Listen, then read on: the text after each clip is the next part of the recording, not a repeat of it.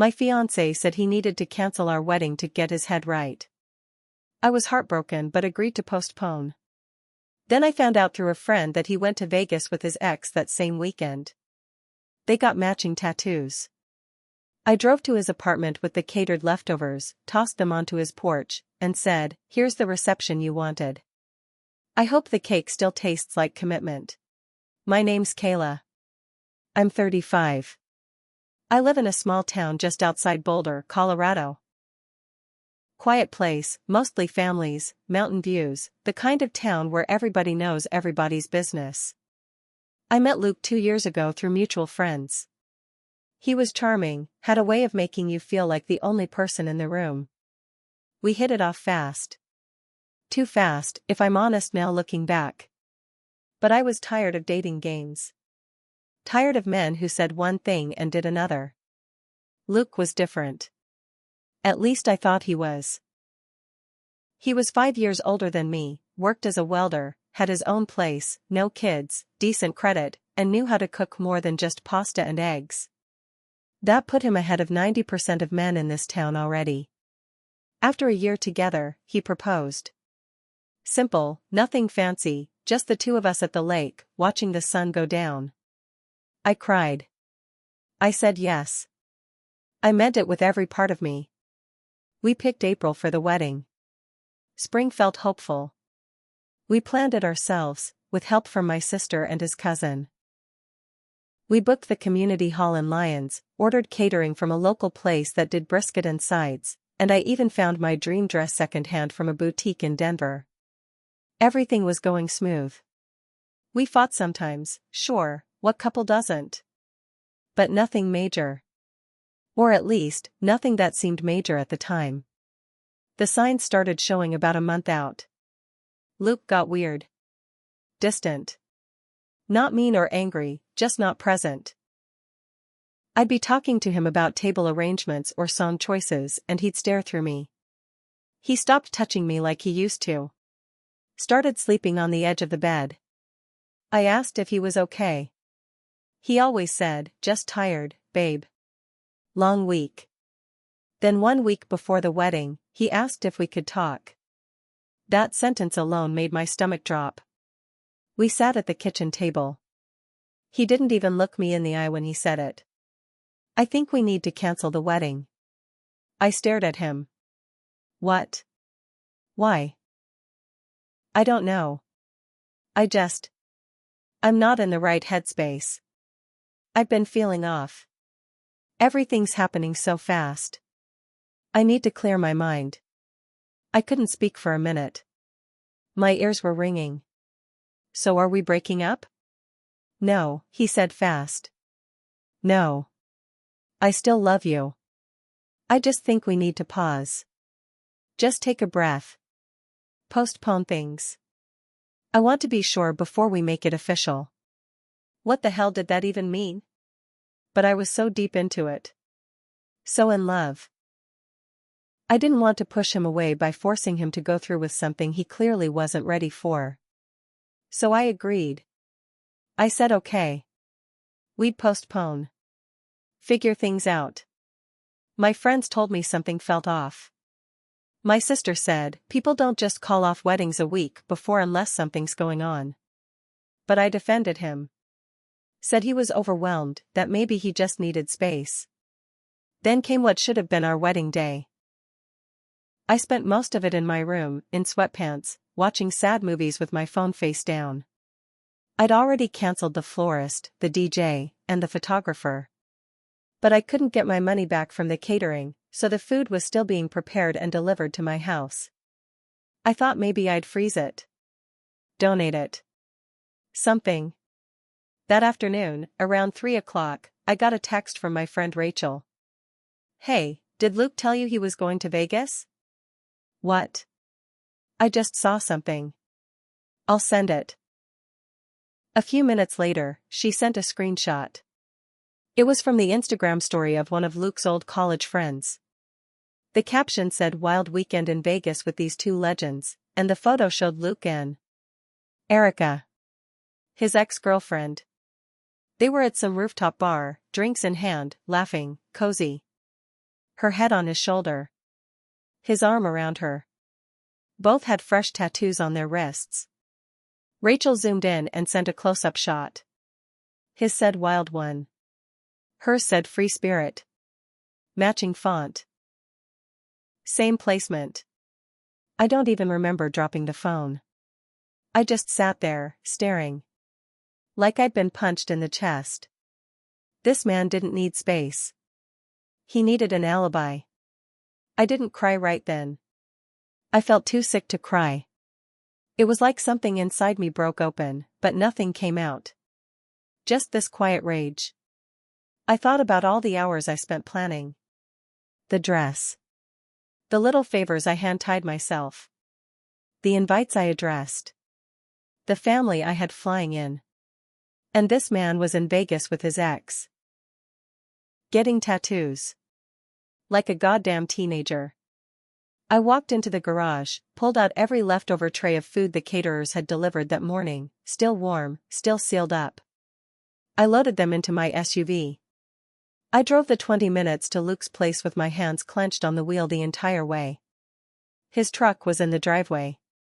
That confirmed it. He was home. I didn't knock. I didn't call. I unloaded every tray onto his porch. Mac and cheese, brisket, green beans, cornbread, potato salad, rolls. Enough to feed 80 people. And then the cake. 3 tiers. White frosting. Raspberry filling. The one thing I was still excited about. I opened the box and left it right in the middle of the porch. I rang the doorbell and stepped back. He opened the door looking groggy. Like he'd just woken up. Or maybe still hungover. He blinked at me. Then at the food. What the hell, I cut him off. Here's the reception you wanted, I said. I hope the cake still tastes like commitment. He froze. Completely blank. Like his brain hadn't caught up to his eyes. I know about Vegas. I know about Erica. I saw the tattoos. Nice touch. Real meaningful. Hope it helps clear your head. He opened his mouth to speak, but I turned around and got back in the car. Later that night, I posted a photo of his porch, covered in food, on Facebook. I didn't tag him. Didn't name names. Just wrote. When your fiancé cancels your wedding to get his head right and instead takes his ex to Vegas for matching tattoos, you bring the wedding reception to him anyway. Waste not, want not. People put it together. Word got around fast. It's a small town. It got shared. Laughed about. Screenshotted. Luke started texting. Calling. Left voicemails. Said he panicked. Said he was confused. Said he thought Erica could help him gain perspective. I never responded. But I did mail him the final catering invoice with a sticky note that said, "Here's your share of the commitment." After I sent him the catering bill, I thought I was done. Thought I could move on. I was wrong. 2 days after the porch scene, I got a message from one of Luke's friends, Jason. We weren't close, but we'd talked at parties, and he always seemed level-headed. He wrote, "Hey, not sure if you know this, but Luke's been saying some stuff around town. Just wanted you to hear it from someone else." I stared at the screen. My stomach sank. Jason continued, "He's telling people you were always too intense, that the wedding was rushed, and that you were emotionally unstable. He's basically painting himself as the victim. Saying he had to get away because you were suffocating him." I sat there, stunned. I felt like I was in a movie. This man blew up our wedding, ran off with his ex, and now I was the problem? I replied. "Thanks for letting me know. He's got a lot of nerve." Jason sent one more, "Look, I know you don't owe him anything. But if you ever want to set the record straight, let me know. People are starting to take sides." And that was the moment I realized, this wasn't just about me and Luke anymore. It was about my name. My character. He wasn't just a coward, he was a liar. And I wasn't about to let him rewrite the story. I didn't respond right away. I needed to think. Then, a few days later, I got a DM from Erica. Yeah. Her. It was short. Just wanted you to know I didn't know he was still engaged. I found out after Vegas. I'm sorry. I read it 3 times. I didn't know whether to believe her. But part of me did. Because if Luke could lie to me, he could definitely lie to her too. I didn't reply, but I didn't block her either. Later that week, I went to the local bar where most of our mutuals hung out. I hadn't shown my face since everything happened. But I was done hiding. When I walked in, heads turned. I heard someone whisper my name. I walked straight to the bartender and ordered a drink. My hands didn't even shake. Then I saw Luke. He was at a corner table with 2 guys, laughing. The second he saw me, he went quiet. I didn't go to him. Didn't even look his way after that first glance. I stayed an hour, chatted with people, told the story once to someone who asked directly. No drama, just facts. But the next day, someone sent me a recording. A voicemail Luke left on their phone, drunk, ranting about how I ambushed him, how I was trying to ruin him, and that I'd always been crazy. And that? That was the last straw. I called a lawyer. Because what Luke didn't realize was that half of the wedding stuff had been bought under my name and credit.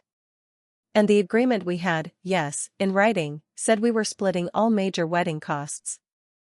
If he wanted to talk about commitment, I was ready to commit, to small claims court.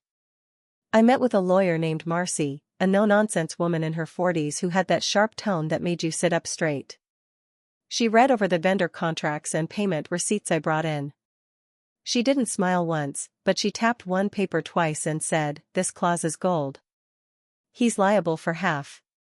That same day, we sent Luke a formal demand letter. Polite but firm. If he didn't pay up, we'd take him to court for breach of contract and damages. He didn't respond. Instead, he posted a long-ass Facebook rant, trying to spin the whole thing. He said, "I never agreed to the wedding date. I told her I needed time. She pushed anyway. I didn't run off, I escaped. You don't know what it's like to feel trapped." The comments were a mess. Some people ate it up. But others? Others knew me. They saw through it. Then someone else jumped in, another ex of Luke's. Her name was Trina. I didn't know her personally, but we had a few mutual friends. She left a comment under his post that said, "Wow. Same song, different girl. You said the same thing about me when you bailed on our lease and disappeared for a week in 2019. Maybe the problem isn't every woman you date." That comment got more likes than the post itself. And suddenly, the tide turned. Messages started coming in from women I didn't know.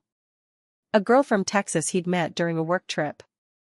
Another one from Arizona. Each had a version of the same story.